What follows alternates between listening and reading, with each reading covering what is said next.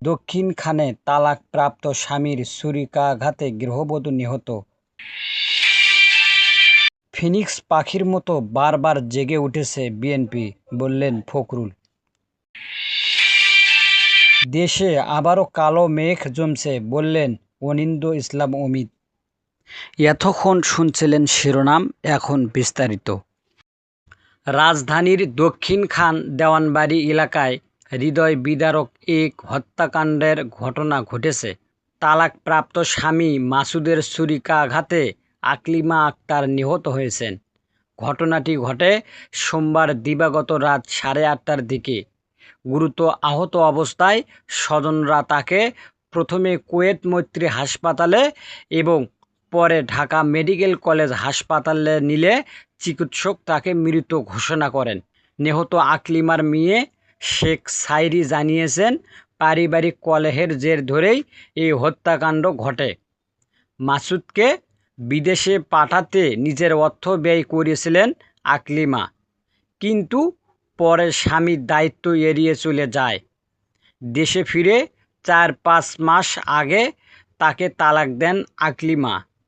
সেই রাগ থেকে সোমবার রাতে আকলিমার মাথা ও হাতে একাধিক ছুরিকাঘাত করে মাসুদ।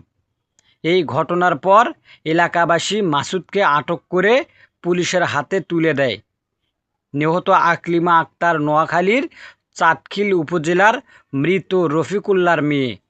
ঢামেক পুলিশ ক্যাম্পের ইনচার্জ ফারুক বিষয়টি নিশ্চিত করেন, বলেন মরদেহ ময়না তদন্তের জন্য মর্গে রাখা হয়েছে। ফিনিক্স পাখির মতো বারবার জেগে উঠেছে বিএনপি, বললেন ফখরুল। বাংলাদেশ জাতীয়বাদী দল বিএনপি বারবার ধ্বংস করার চেষ্টা হলেও ফিনিক্স পাখির মতো আবারও জেগে উঠেছে বলে মন্তব্য করেছেন দলটির মহাসচিব মির্জা ফখরুল ইসলাম আলমগীর। সোমবার দলটির ৪৭তম প্রতিষ্ঠা বার্ষিকী উপলক্ষে প্রতিষ্ঠাতা জিয়াউর রহমানের সমাধিতে শ্রদ্ধা নিবেদন শেষে তিনি সাংবাদিকদের সঙ্গে আলাপকালে এ মন্তব্য করেন। তিনি বলেন, বিএনপিকে ধ্বংস করার জন্য নানাভাবে ষড়যন্ত্র হয়েছে, কিন্তু বিএনপি জনগণের ভালোবাসা আর আস্থার শক্তিতে টিকে আছে। আগামীতে জনগণের ভোটে রাষ্ট্র ক্ষমতায় গেলে একটি সমৃদ্ধ বাংলাদেশ গড়ে তুলবে বিএনপি। এ সময় তিনি আরও বলেন, ফেব্রুয়ারিতে বিএনপি নির্বাচনে সর্বাত্মক সহযোগিতা করবে। বাংলাদেশ জাতীয়বাদী দলের খুলনা বিভাগীয় সাংগঠনিক সম্পাদক অনিন্দ্য ইসলাম অমিত বলেছেন, দেশের রাজনীতির আকাশে আবারও কালো মেঘের ঘন ঘটা দেখা যাচ্ছে।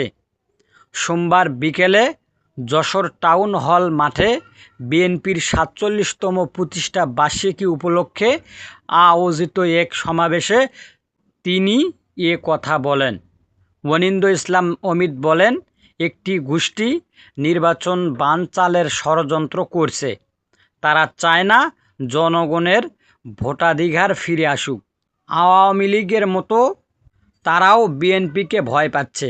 তবে বিএনপি খালেদা জিয়া ও তারেক রহমানের নেতৃত্বে টিকে আছে এবং থাকবে, কারণ বিএনপির শক্তি দেশের সাধারণ মানুষ।